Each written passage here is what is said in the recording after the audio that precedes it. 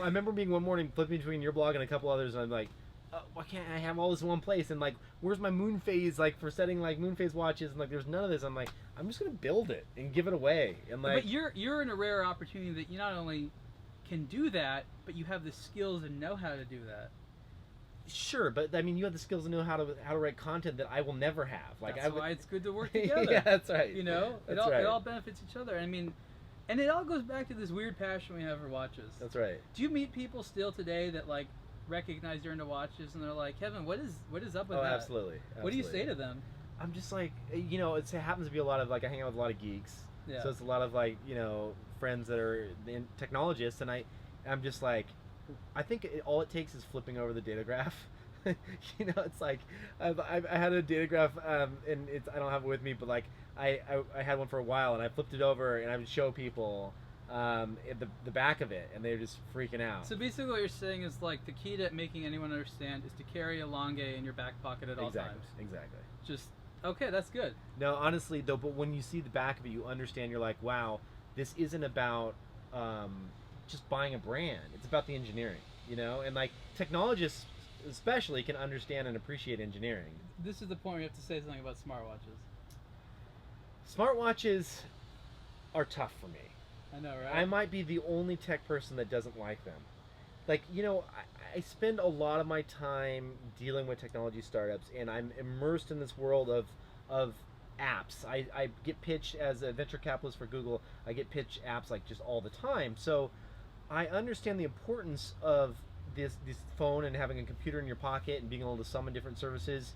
I think that the phone and the changes that Apple brought with the iPhone were an order of magnitude better than anything that we had previously.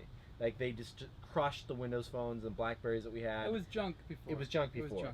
And so I think that in order for any technology to exist, it has to do the same thing. It has to be yet another leap, not just a 2x improvement, but truly like an order of magnitude improvement over what we already have. Everything I'm hearing further reinforces the idea that you're a hardcore watch guy. The problem is, like, I certainly have my weak spots, as I'm sure anyone does, but like, you know, there's brands that I adore and that I follow like every single thing that they've done, and then there's other things that just, you know, complete holes that I have that I just, what do you need to learn about? I think that I have holes in the vintage area, like vintage Rolex, things like that.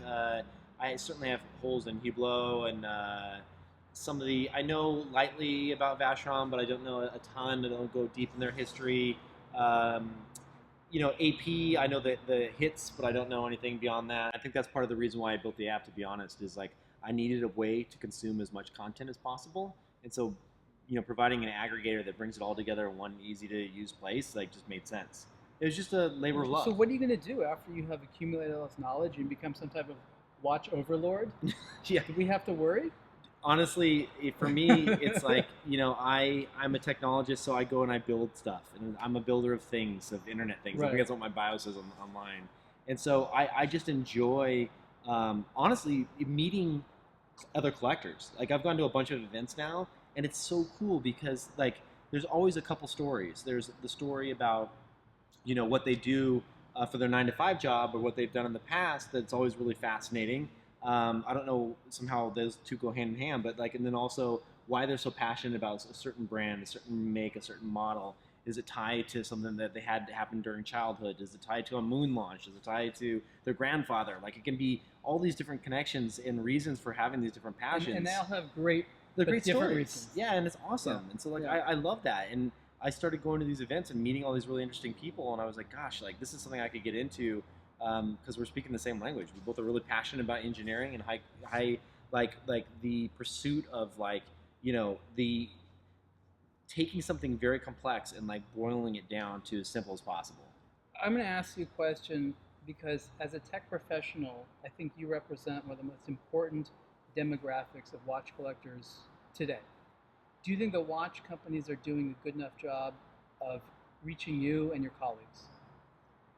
Well, you know, I think that unless you're in the industry, like, you start to get into the industry, you go into a shop, you start to learn about the brands, you have blinders on, pretty much, more or less. Watches, for my kind of tech friends are just non-existent. Like most people just don't even wear a watch. They have their iPhone. They consider that to be enough. They look at their computer time. They're set. I think that I've noticed that as I start to get older and as my friends start to get older, we start to get in kind of our late 30s, we start to have this appreciation for kind of like I said earlier, the engineering side of things. And then there's a curiosity around it that leads into collecting or What about into that. appreciation for timeless things? I mean, technology is essentially temporary. We Right. buy something, and before we know it, it's already not the best or completely obsolete. I think that's a big piece of it. I think that we have grown up in this world of disposable tech. Yeah. Like, you have a phone for a year and a half and you're like made fun of. I first became aware of this in kind of the Japanese culture where there is an appreciation for the old, the worn, things that have age are considered valuable. So Kevin, what I want to do right now is I want to present you as a teacher because you've had to educate yourself in this journey of watch collecting. There's a lot of watches out there. I don't know if there's any deficiency, different prices, different styles. Mm-hmm. You're talking right now to a colleague, another tech guy. Why should they like watches? How should they get into watches? How should they sort of like?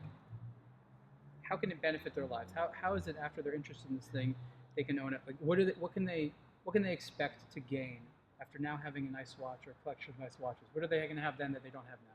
Well, I think the first thing I would do, and what really got me hooked, is I would send them probably 4 or 5 videos to check out. Yeah. I think there's a lot of good videos. I think Patek does like a really good video, like showing their factory, and you need to like really understand what goes into making a timepiece. Okay. Like just the craftsmanship that goes into it, and how much labor and I really love like it kind of gets poured into creating something like this. It's not like you shouldn't be buying this because you saw a random superstar, rock star, whoever it is that's wearing it.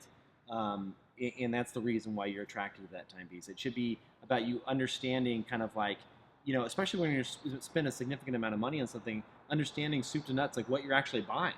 Right. It's not just about buying a nice face at the store. It's like, you should know why, And so getting into the movements and starting to understand that, get that very basic fundamental understanding of who the major players are and why they exist and why they're considered to be major players. And then I'd start showing them a handful of brands that are very approachable from a cost standpoint. But I think it's really easy to get caught up in the very luxurious side of big brands and instantly I just want to go straight to the top. I'm going straight to the top. And it's Yeah. just like, I don't think that's a good call. Because I mean, you're a big Longgate guy. Right right. off the bat, would you have even been able to appreciate that? No way. Right. No way. I think that visually I would have. Yeah. You go and you take a look at the front and back and you're like, that's a beautiful watch. But it wasn't until I took the tour and I saw the amount of attention to detail and the assembling of the watch, disassembling of it, cleaning it, reassembling it, the finishing work that they do, and really got to understand where they came from, what put them on the map. So you brought a couple of watches here that Yeah. Are deeply important to you. Well, the one on your wrist, why don't you explain that one? I mean, this is F. Bjorn. This is their blue. This is just very classic. I love this. It's my first kind of.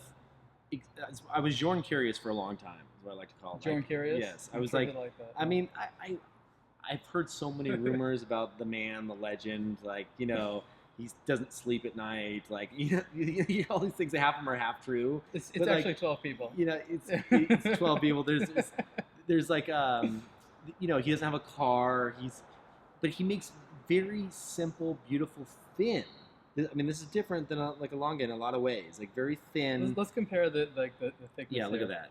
Yeah, that's definitely much more thin. And in this dial, it just glows. When it hits the light the right way. It just jumped out at me the second I saw it, and obviously the materials they're using here. It's tantalum? Tantalum, yeah. So I did some research on tantalum, and it's this really. First of all, it's a very neutral metal in that can't get any skin irritations or things from it. It's really good for people with skin allergies. Also, it's very hard and dense and actually hard to scratch. I've heard, and difficult to work with as well. So I heard that Bjorn had a really difficult time when first using the metal in creating these watches, but then was able to figure it out. And the back of this watch is so simple and clean. The finishing on it is beautiful. It really takes extra efforts to have a movement in gold. Mm-hmm. just because he wants to. Do you I love how they're numbered too. Yeah. And the numbers just keep going up over time. Yep. And it's not a limited edition or anything, but you know what number watch that you have. Yeah. Can you imagine if like Rolex tried to do that? It's like number 12,438,000. Like, I mean, this is such a small producer, like 800 watches a year. Yeah. It's just they can get away with it, but I don't know. It's a great piece. And honestly, to sort of validate your decision to like it, a lot of other people, this is one of their top Jordan pieces because it is in a sense an entry level into the brand, Mhm. but there's nothing standard about it. Like you said, it's like it is a 3-hand watch, but it's like the movement special. It's not just like a steel case. The dial isn't just another dial. It's original enough, and then once you're into that, you're like, oh, maybe I'll see what else is going on with the brand. I think it's very clever that he did that. Yeah. All right, what else? I'm really excited hearing talk about your own collection. Yeah, I mean this one, right? The Type 1. Yeah, the Resonance. Yeah, the Resonance is like was created by an industrial designer. It's got an ETA movement in there that was modified. Just a really the thing I like about this watch is no one recognizes on the street. I mean, there's like no written words on it. Like you can't like see a brand name or anything like that. It's just really clean. I mean, if you watch the dial when it moves around, I'm sure you've seen this before, but like it's like the hands never overlap each other. Only 150 made per type, so they had per dial type. So they have this in a couple of the dials, like a white dial and a silver dial as well. And it's just very casual. You can wear this with like jeans, no problem. Came out saying I was going to start some type of luxury empire or something like that. And like that's not really in the cards. Like for me, it's about creating the best possible mobile experience for people to be able to consume the content they want. At least right now, just you feel that certain things, and I'm sure this is why you created the blog. Like you're lacking something, right? You're like, why isn't this being published? Why isn't this voice being heard? Like I was sitting there and I was on my phone and I was like, why isn't there a good experience here? Yeah. And so you just go off and you build that, and if 1,000 people use it, that's awesome. If 10,000 people use it, that's even better. And I don't know where it'll go, but this is just a fun thing to try out and see where it takes us. Right. Well, the app is Watchville. It's available on Apple iPhone, and it'll soon be available on Android devices, and you know where to find it. Thanks for having me.